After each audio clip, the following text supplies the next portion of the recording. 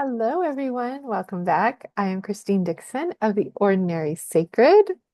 Let me put my glasses up so I don't give you a glare.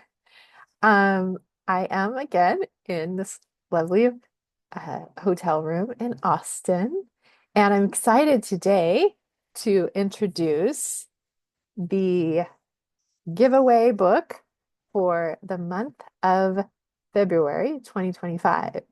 It is, drum roll, please. Hopefully you made a drum roll there.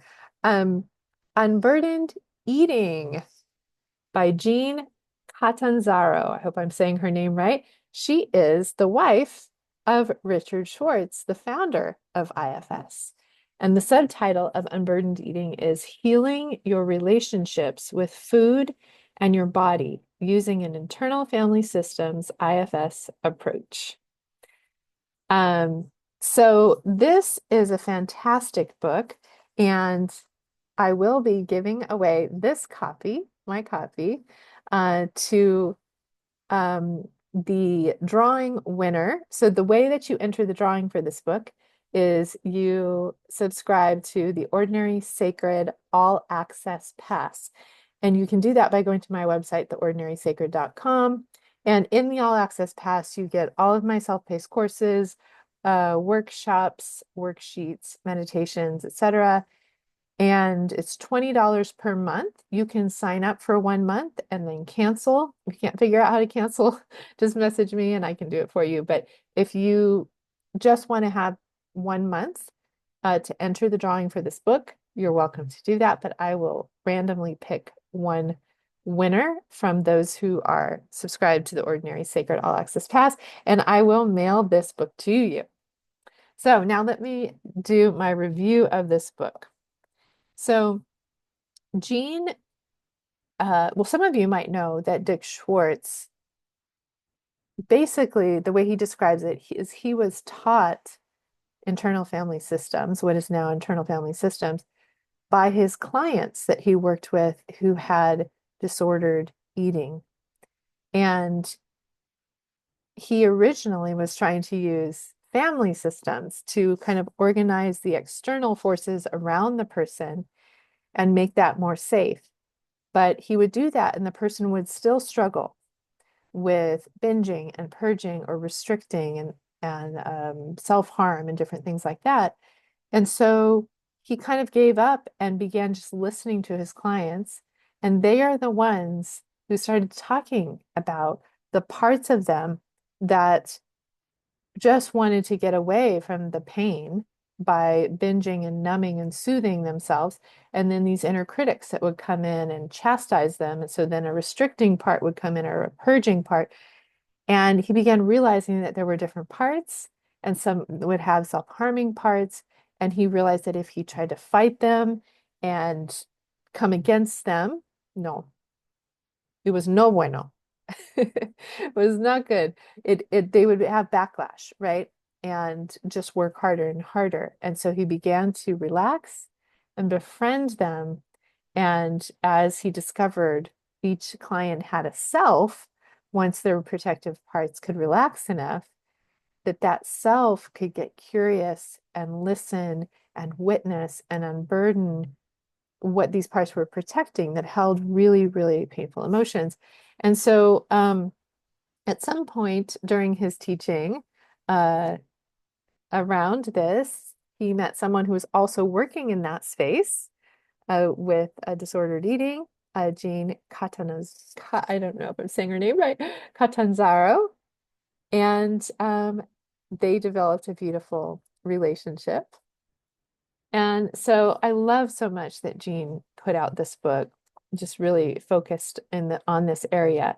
Now, the book itself is a wonderful overview of IFS. So I really feel like it applies to any and everything as IFS applies to anything and everything. And the examples tend to be in this area of parts around disordered eating, but I believe anyone could benefit from this book.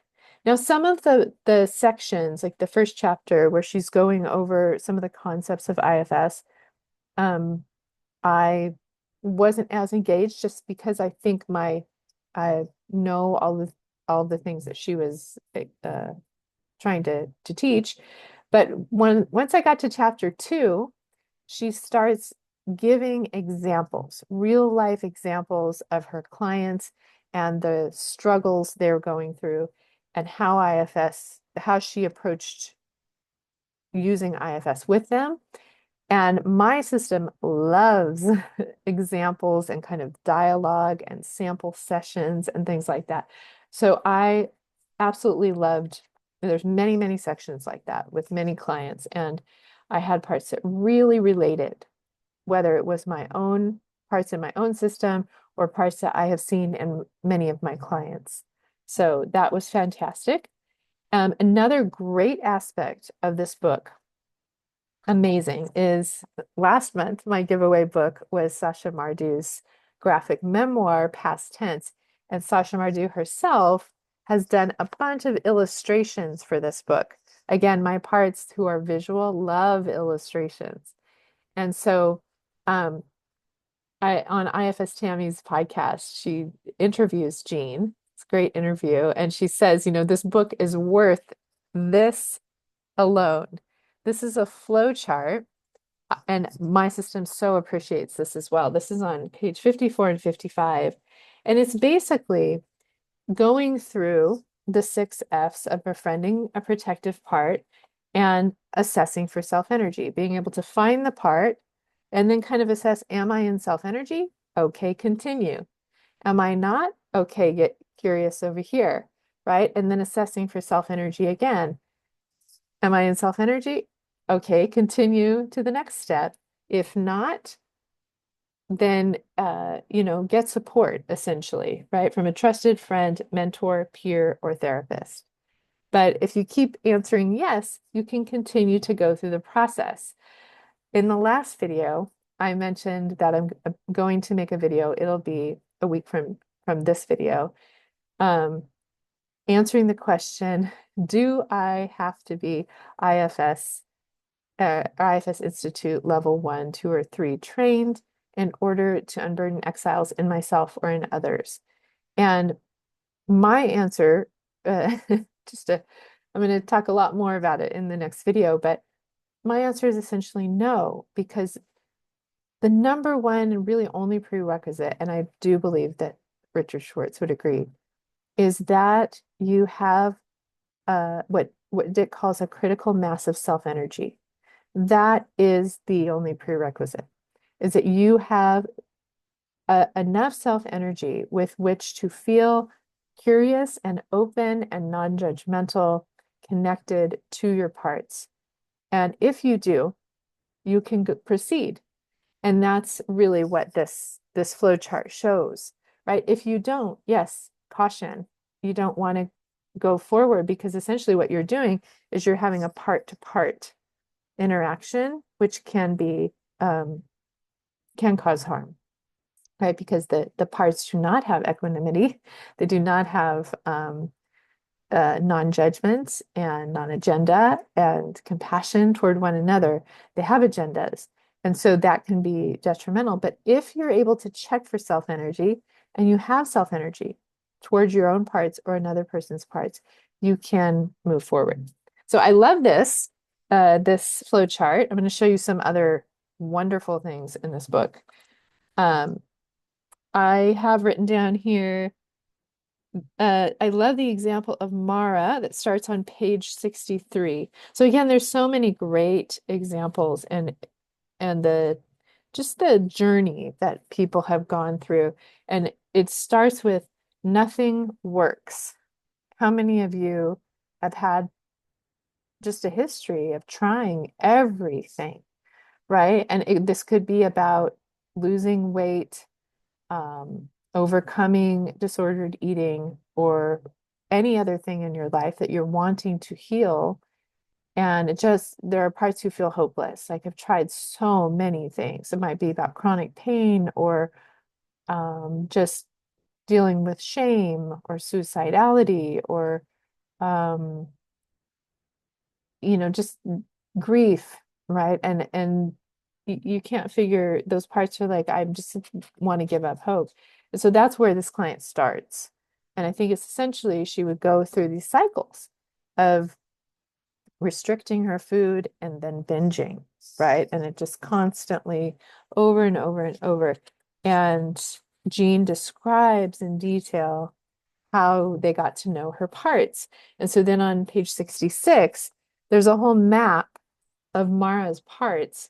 And I love things like this too, because it's an example of how we can map our own parts and understand who came first and how they relate to other parts and who they're protecting. And then this one does this. I'm not going to, well, I'll just say the different parts that Mara had because you might relate to this. The diet-minded manager, it says you can't have bread and wine in the same meal. And then the deprived parts that feel left out and deprived because they can't eat this or that. So then the pleasure-seeking firefighters come in and they say, I just want to have fun. I just want to relax. I want to be able to have bread and wine. And then having the bread and wine, and then the critical manager coming in and saying, you messed up. And now the exiles feeling that shame of, the basically the inner critic echoing their core wound of I am bad, I am shameful, I have no self-control. So the pain of that then brings up the binging firefighter once again. I don't want to feel this. I'm going to order dessert to help soothe you. Then the critical manager escalates again. You're so effed up and just starts getting more harsh, right? Using curse words and things like that. And then now the shamed exiles are feeling worse and worse. This is kind of the shame spiral, right? That ends up happening. The critics, or what I call the shamers, are amping up. Then the exiles feel worse and worse. So then the firefighters come in to try to soothe them. So then the critics get bigger. The exiles' shame gets bigger. I mean, it's just it spirals, right? And then eventually a hopeless firefighter might come in, a self-harming part to help numb, even a suicidal part. And you might experience this dynamic around anything that your inner critics think is terrible that you or your exiles or your firefighters or your exiles do. So I love how the map of those parts is there. And then I'm going to show you one more thing in the book here. And again, there's all kinds of other examples of different people. But on page 136 and 137, there's another great chart here. And I'm just going to go through real quickly. So she's got self in the middle, and then she's got managers on one side and firefighters. And these are typical managers and firefighters that you might find in a system that has disordered eating. So just see if you recognize any of these. A critic. Yes, I'm checking. A restrictor or a dieter. Check. A comparer or competitor, right? I'm comparing myself to other people or competing with them. Check. A time traveler. So I'll explain this. She says a part who holds an image of the body that you had in the past or one that it aspires to have in the future. So again, it's this part that's really fixated and living in the past or the future and kind of comparing you to that rather than to other people. The food police, the parts that restrict and kind of are like, you can't eat that, you can't eat that, you can only eat this much of that, you can only eat it at this time. But those kind of inner controlling parts. Perfectionists, isolator, check for me. An isolator, which is a part who tries to take up less space, limits your social contact, wears clothes that are designed to hide the body or minimize attention. So you might have that. And then the last manager is a compensator, a part who emphasizes other attributes. So maybe really accentuates your humor or your fawning or people pleasing, um, or maybe your academic intelligence, and perceives that it's kind of making up for what it perceives as your flaw of not looking perfect in your body. Okay, so those are common managers with people with disordered eating. And now these are some common firefighters. There's the overeater or binger, the grazer, part that just eats throughout the day to kind of so the overeater or binger is kind of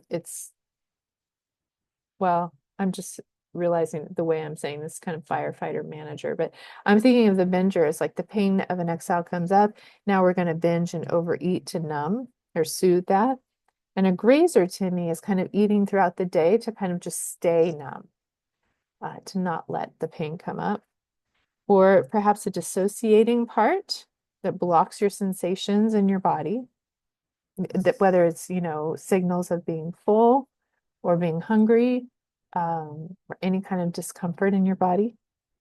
There's the body checker who might, grab parts of your body, look in the mirror, look on the scale, right? Just constantly evaluating your body. There can be a self-harmer a part who cuts or picks at you to distract you from emotional pain.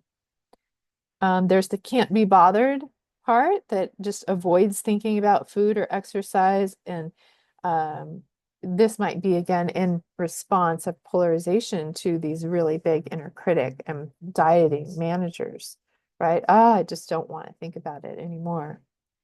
There can be a rationalizer or minimizer, a part who cuts off shame and fear arising from the managers. So again, just a desire to get away from the constant harassment of those inner critics and inner managers. And another way is through a distractor.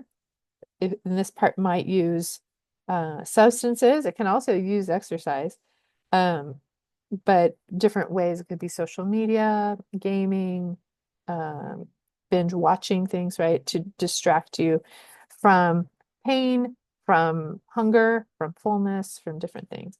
And they're all protecting, this whole dynamic is protecting your exiles, the parts who feel deprived, worthless, ashamed, traumatized, scared, vigilant, and rejected. And this whole system is a burden system's way of trying to achieve balance, trying to achieve health, but it just doesn't work. It toggles back and forth between extremes. There's a lot of suffering in it. And so last thing, actually, I said that was the last thing I was going to show you, but I actually want to show you one more image from the book that I think is from Marielle Pasteur.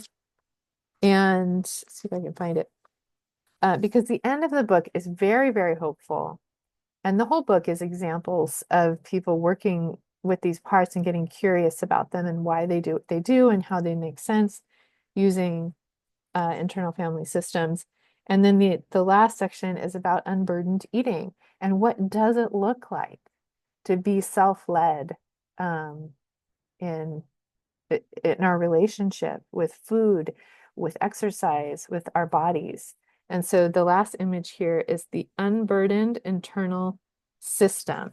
Now, this might look familiar to you if you recently watched one of my IFS basics teaching videos. I go over this image from Marielle Pasteur.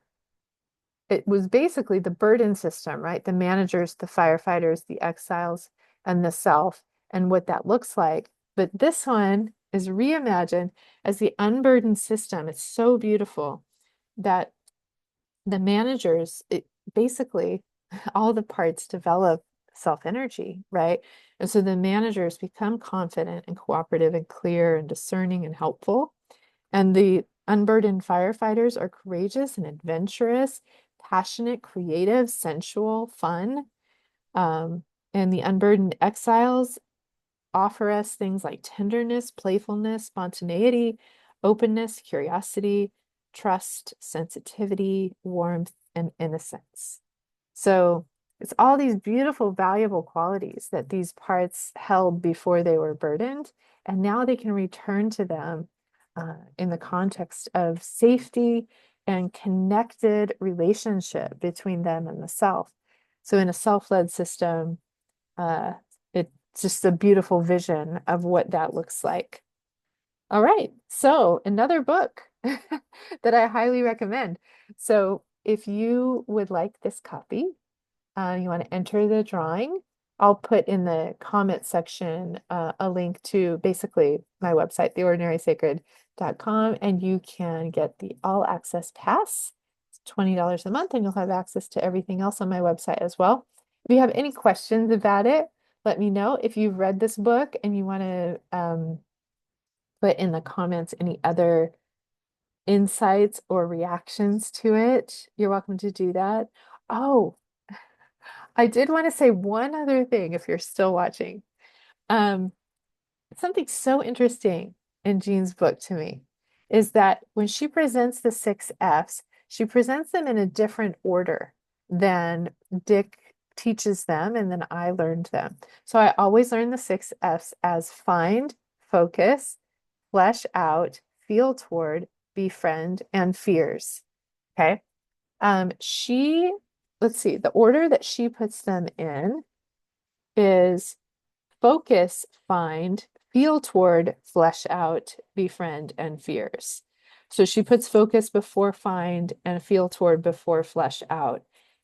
And at first it was so funny. My parts that are like so loyal to the model and um, want to follow the rules, I guess, were agitated. Oh, wait. Did she, she's doing it wrong, you know? And then as I sat with it, I realized that I often, in my own system and with my clients, do the order that she says. And it really just depends. So sometimes you are trying to find a part. It's not activated yet. So you're trying to find it and then focus on it. But sometimes, essentially, you've already found it. It's active. And so now you're starting with focusing on it, right? And sometimes you can flesh it out by really noticing where it is in and around your body, what its tells are, um, your posture, what it's saying to you. You can start noticing that. But sometimes you cannot even begin to do that because the part will not show itself to you until you are in self energy. So it's important to actually do feel toward, which is what assesses for your self energy, before fleshing a part out. Just because it won't flesh itself out for you until you're in self. So putting that step ahead of flesh out also really made sense to me. And she does say in the book, these 6 Fs are very flexible. It's kind of like, I always say it's like learning a recipe, right? You learn the recipe in order, all of these steps, and you know it by heart. And then you can begin to play with it. You can begin to be in the moment and adjusting as you go. I don't want as much sweetness today. I'm going to play with adding some more heat or citrus or salt and see how that tastes today. Or I don't have this ingredient, so I'm going to substitute this one, this different oil. And so as you get to know the model, self energy really is very present and very playful and very in the moment, adjusting to the person or part as it is right now, right? So you might skip steps or go back to another step, right? That you only need to do whatever is in front of you or focus on whatever's in front of you right now. And so being in that flow state is really what self energy is about. So I love that she changed the order and challenged my parts in my system to really look at that. So thanks for listening to that last part. If you were still here, again, enter the drawing or go and get this book. Highly recommend it. Until next time, may you be kind to yourselves and to all your parts until we meet again.